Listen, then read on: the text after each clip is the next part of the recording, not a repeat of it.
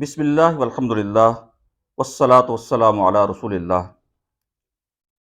سورۃ العصر کے اندر اللہ جل شانہ نے بیان کیا ہے کہ انسان کی کامیابی کا انحصار چار چیزوں پر ہے: ایمان، عمل صالح، تواصی بالحق اور تواصی بالصبر۔ اور سورۃ البقرہ کی آیت نمبر 177 کے اندر بھی یہی مضمون آیا ہے، لیکن وہاں پہ عنوان بدلا ہے کہ نیکی کا قرآنی تصور کیا ہے۔ اسی ذیل کے اندر یہ چار باتیں پھر سے بیان کر دی گئی ہیں۔ ان دونوں جگہوں پہ ہم نے یہ بھی سمجھا تھا کہ سورت اور آیت کا تعین کون کرتا ہے؟ سورت اور آیت کا تعلق اللہ تعالیٰ کی طرف سے ہوتا ہے۔ آج ہم سورہ لقمان کے دوسرے رکوع کا ہم مطالعہ کریں گے۔ یہاں پہ اس بات کی بھی وضاحت ہو جائے کہ رکوع سے کیا مراد ہے اور رکوع کا تعین کون کرتا ہے۔ میں نے عرض کیا کہ سورتوں اور آیتوں کے سائز کا تعلق اللہ کے بتانے سے ہے، انسانی فہم و فراست کے ساتھ، مضمون کے ساتھ، جملہ مکمل ہونے نہ ہونے کے ساتھ اس کا کوئی تعلق نہیں ہے۔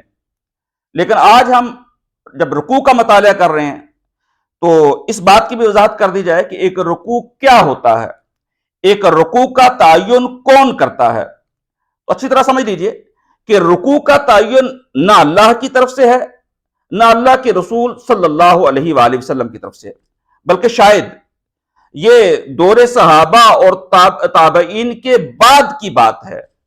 بعد کے علماء نے جب غور کیا کہ ایک رکعت کے اندر کتنی مقدار پڑھی جانی چاہیے تاکہ بات مکمل بھی ہو جائے اور کوئی بات نامکمل بھی نہ رہے، اس اعتبار سے انہوں نے رکوع کا تعین کیا کہ اس جگہ سے لے کے اس جگہ تک اگر پڑھ لیا جائے تو ایک رکعت کے لیے تلاوت کی مقدار بھی کافی ہو جائے گی اور ایک موضوع اور مضمون بھی کسی حد تک مکمل ہو جائے گا۔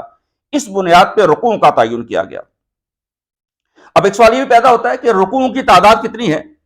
تو عام طور پہ جب یہ سوال کیا جاتا ہے تو فوری طور پہ اس کا جواب آ جاتا ہے کہ 540 رکوع ہیں، اور اس کی وجہ یہ ہے کہ ہم عام طور پہ رمضان کے اندر 27ویں کو قرآن مجید مکمل کرتے ہیں اور ہر روز 20 رکعتیں پڑھتے ہیں، تو 27 ضرب 20 کر کے تو 540 سمجھ لیا گیا۔ حالانکہ رکوع کی اصل تعداد جو ہے وہ 558 ہے۔ تو یہ بھی ہماری قرآن مجید سے ایک عدم دلچسپی ہے کہ ہمیں نہ تو قرآن مجید کی آیات کی صحیح تعداد معلوم ہے، نہ قرآن مجید کی رکوعوں کی صحیح تعداد معلوم ہے۔ اللہ تعالی ہمیں اس تعداد کو یاد رکھنے کی توفیق نصیب فرمائے۔ میں پھر عرض کر رہا ہوں کہ رکوع کا تعین معنی کی بنیاد پہ، مفہوم کی بنیاد پہ، مضمون کے بنیاد پر ہے، اور اس کا تعین نہ تو اللہ کی طرف سے ہے نہ اللہ کے رسول صلی اللہ علیہ وآلہ وسلم کی طرف سے ہے، بلکہ اس کا تعین علماء کرام نے کیا ہے۔ اب صرف ایک یونٹ باقی رہ جائے گی ہماری۔ ہم سورت کا مطالعہ کر چکے، آیت کا مطالعہ کر چکے، رکوع کے حوالے سے ہماری گفتگو ہوگی۔ انشاءاللہ آئندہ نشست کے اندر پاروں کے حوالے سے گفتگو ہوگی اور ہم یہ ڈسکس کریں گے کہ جو قرآن مجید کے 30 سپارے ہیں ان کا تعین کس بنیاد پہ کیا گیا ہے۔ انشاءاللہ اس کا مطالعہ ہم آئندہ نشست کے اندر کریں گے۔ وآخر دعوانا ان الحمدللہ رب العالمین۔